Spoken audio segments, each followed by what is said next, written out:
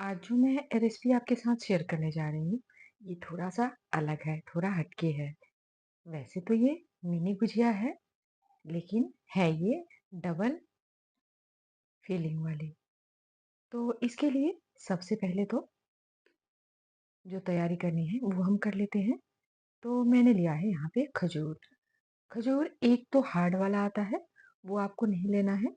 ये सॉफ्ट वाला खजूर है।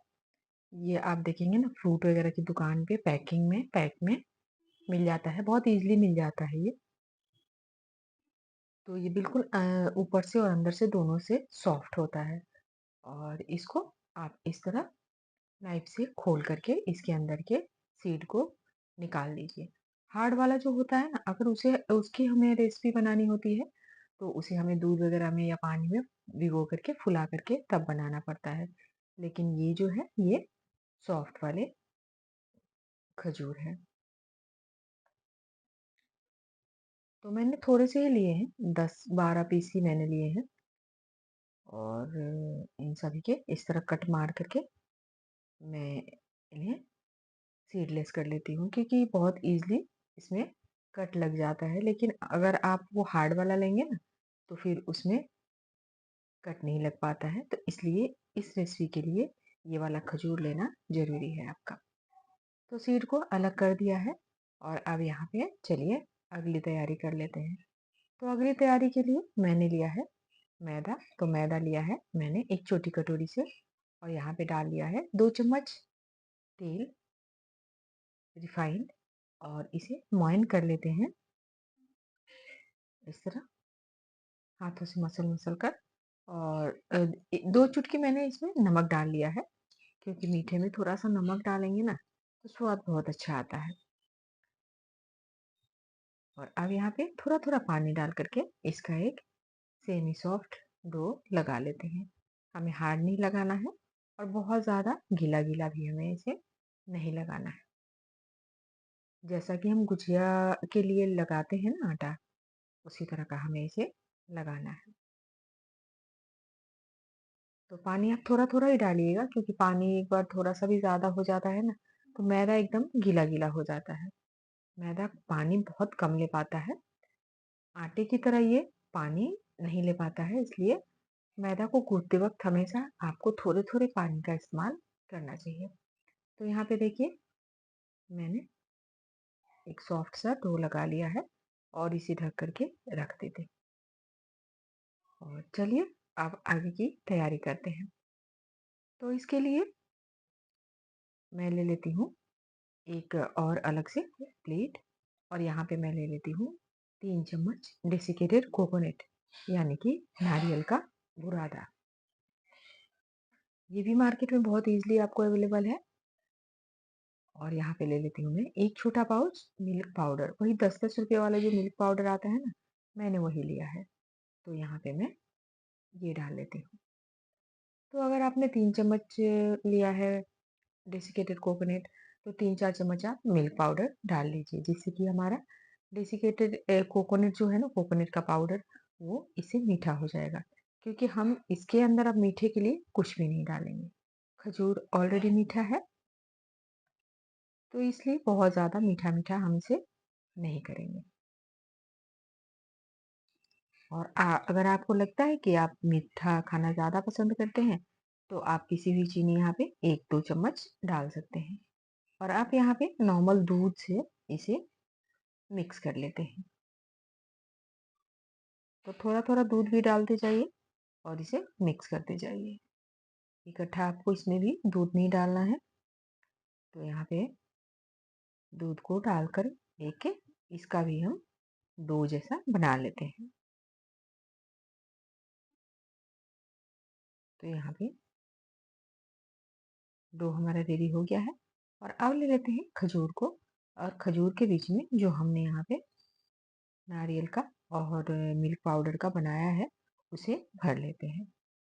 तो ये काम बहुत ईज़िली हो जाता है। ये देखिए इसमें यहाँ पे अपने सारे खजूर में इसे भर लेते हैं। तो यहाँ पे हमने अपने सारे खजूर में इसे भर लिया है और अच्छे से दबा करके आप अंदर की तरफ इसे भर लीजिएगा। अब चलिए आटे को थोड़ा-सा एक बार और मिक्स कर लेते हैं।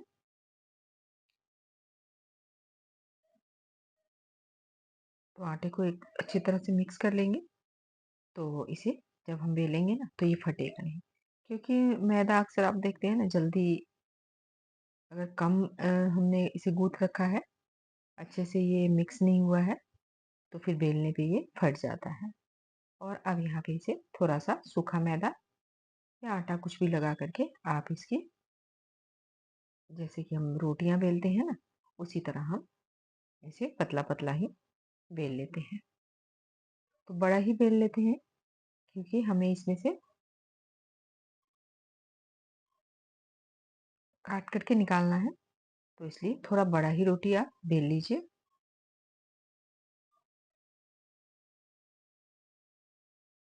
और बहुत ज़्यादा पतला नहीं करना है, लेकिन मोटा भी अपनी रोटी को नहीं रखना है। तो यहाँ पे आप थिकनेस देख लीजिए, कैसी थिकनेस की होनी चाहिए, जैसा कि हम रोटी के लिए बेलते हैं ना, उसी तरह। और अब मैंने यहाँ पे एक कटोरी ली है, इस तरह की, तो कटोरी से इस तरह अपने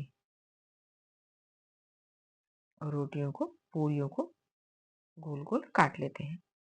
इससे होगा ये कि ये एक साइज़ का होगा या आप चाहें तो छोटी-छोटी लोइयाँ बना करके उस तरह भी इसे काट सकते हैं। उस तरह भी आप काटने की ज़रूरत नहीं है, आप छोटी-छोटी लोइयाँ बना लीजिए और इसे बेल लीजिए। तो यहाँ पे सारी पहले पूरियों को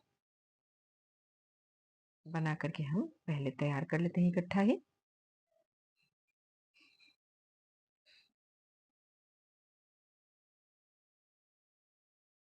और मैदा को ना बेलने में भी मेहनत लगता है और आप कोई रेसिपी बना रहे हैं ना उसमें भी आपको काफ़ी मेहनत करनी पड़ती है। क्योंकि ये जैसे आप बेलेंगे ना स्ट्रेच होके फिर वैसे छोटा का छोटा बन जाता है। इसलिए इसे गूँथ करके थोड़ा-सा रेस्ट देना ज़रूरी होता है। तो आप गूँथ करके इसे ढक करके 10-15 मिनट के लिए अगर छोड़ देंगे, तो आप देखेंगे कि ये थोड़ा-सा कम श्रिंक होगा। और अगर आप उसी समय इसे गूँथ करके और बेलना शुरू कर देंगे, तो आप देखेंगे कि जैसे ही आप बेलेंगे, ये श्रिंक होकर के छोटा बन जाता है। तो इसलिए आप बनाने से 10-15 मिनट पहले इसे गूँथ करके और फिर रख लीजिए। तो यहाँ पे एक और रोटी मैं बेल करके और मैं इसे भी यहाँ पे काट करके रख लेती हूँ। मैं तो सारे को ही इकट्ठा ही तैयार करके पहले रख लूँगी, लेकिन मैंने यहाँ पे आपको एक और रोटी बेल करके और काट करके मैंने दिखा दिया है। आपके पास अगर कटोरी हो तो कटोरी नहीं ग्लास हो तो आप ग्लास की हेल्प से भी इसे काट सकते हैं और आप इसे उठा लेते हैं और अपने एक खजूर को इसमें डाल लेते हैं। डाल करके थोड़ा-सा साइड से यहाँ से पानी लगा लेते हैं ताकि ये अच्छी तरह चिपक जाएगा। और बढ़िया से आपको यहाँ पे सील कर लेना है इसको।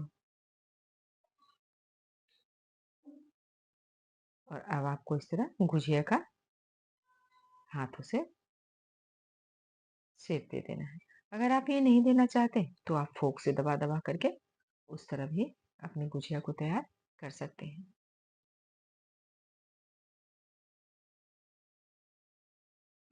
तो चलिए फिर इसी तरह हम अपने सारे गुजिये को बना लेते हैं। और यहाँ पे आपको लगे कि आपकी पूरियाँ थोड़ी सिकुड़ गई है, तो आप क्या कीजिए कि थोड़ा-सा बेलन उस पे फेर लीजिए। बेलन से थोड़ा-सा उसे बेल करके थोड़ा बड़ा कर लीजिए और बेल करके इसे फिर इसमें खजूर को फ़िल कर लीजिए।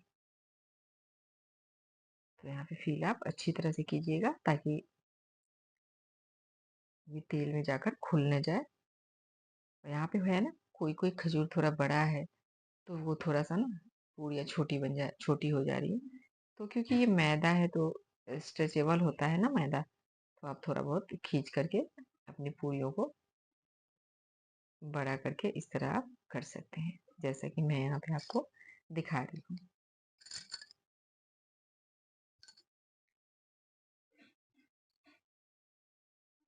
तो चलिए इसी तरह जो पूरियाँ हमारी थोड़ी छोटी हो गई है ना, उन्हें इस तरह थोड़ा-सा बड़ा कर लेते हैं और बड़ा करके बेलते जाइए और इसे इसके बीच में खजूर की फिलिंग को डालते जाइए।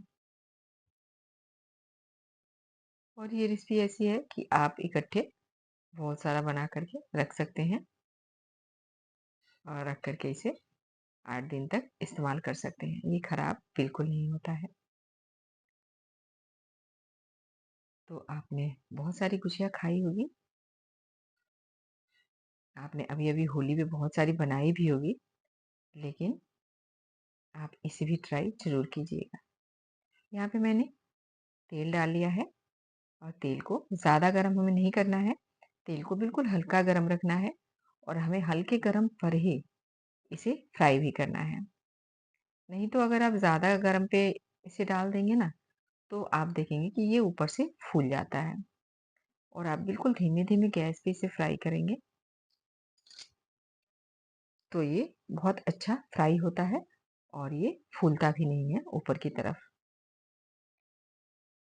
और यहाँ पे एक साथ जितना बड़ा आपका बर्तन है, उतना आप डाल सकते हैं और डाल करके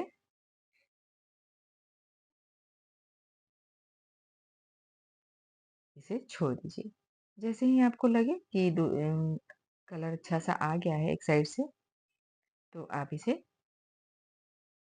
दूसरी साइड से पलट लीजिए। और जैसे ही कलर थोड़ा-सा आपको लगे ना गोल्डन गोल्डन सा आ गया है, तो अभी कलर उतना अच्छा तो नहीं आया है, लेकिन क्योंकि ज़्यादा देर आप छोड़ेंगे तो हो सकता है कि कलर डार्क हो जाए, तो इसलिए आप इसे पलट करके एक बार देखते रहिए और फ्राई करने में आपको बिल्कुल टाइम नहीं लगेगा। थोड़ी बहुत जो आपको फीलिंग में जो टाइम लगेगा, बस उतना ही।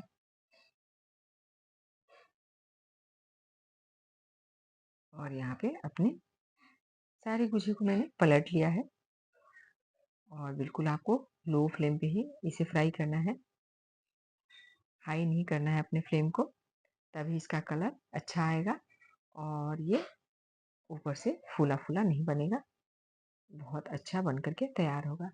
आप चाहें तो इसके ऊपर से चाशनी भी लगा सकते हैं, चाशनी में डुबो करके, लेकिन क्योंकि खजूर भी मीठा है, उसके अंदर जो हमने फिलिंग करी है, वो भी मीठी है, तो इसलिए आप इसमें चाशनी नहीं भी लगाएँगे, तो ये ऑलरेडी रेसिपी बहुत मीठी है। चलिए, जो दूसरा है, दूसरा बैच था मेरा, उसे भी मैंने यहाँ पे फिल कर लिया है और इसे भी दोनों तरफ से उलट-पलट करके फ्राई कर लिया है। तो हमारा सारा गुझिया तो फ्राई हो चुका है, चलिए सर्व कर लेते हैं। और ये रेसिपी ऐसी है ना कि बच्चे बहुत ही ज़्यादा पसंद से खाते हैं। जिन बच्चों को खजूर वगैरह आप नहीं खिला पाते हैं इस तरह, तो आप इस तरह फ़ील करके अगर देंगे ना, तो वो बिल्कुल मना नहीं करेंगे, क्योंकि उन्हें पता ही नहीं लगेगा कि इसके अंदर क्या फ़ील किया हुआ है और बहुत शौक से बच्चे खाएँगे। और आप अपने त्योहार पे भी इसे ट्राई कर सकते हैं, बहुत अच्छी रेसिपी है। तो उम्मीद है आपको मेरी ये रेसिपी अच्छी लगी हो। अगर आपको मेरी ये रेसिपी थोड़ी-सी भी अच्छी लगी हो, तो प्लीज़ एक लाइक करें, अपने फैमिली और फ्रेंड्स में शेयर करें और अगर आप मेरे चैनल पे पहली बार आए हैं, तो प्लीज़ चैनल को सब्सक्राइब करें। और यहाँ देखिए, कितना अच्छा मिनी गुजिया बन कर के हमारा तैयार हुआ है, एकदम डबल फिलिंग वाली। तो आप भी इस रेसिपी को एक बार ट्राई ज़रूर कीजिएगा और आप अपना फीडबैक देना बिल्कुल ना भूलें। तो चलिए, फिर मिलेंगे अगली बार अगली रेसिपी में। तब तक के लिए take care and bye bye. और चलिए मैं आपको यहाँ एक तोड़ के दिखाती हूँ। तो आप देख सकते हैं ना मावा है और ना यहाँ पे सूजी है और ना यहाँ पे कुछ और है। फिलिंग के लिए एकदम ईज़ी और आसान मेथड मैंने यहाँ पे यूज़ किया है। तो आप भी इसे ज़रूर यूज़ कीजिएगा।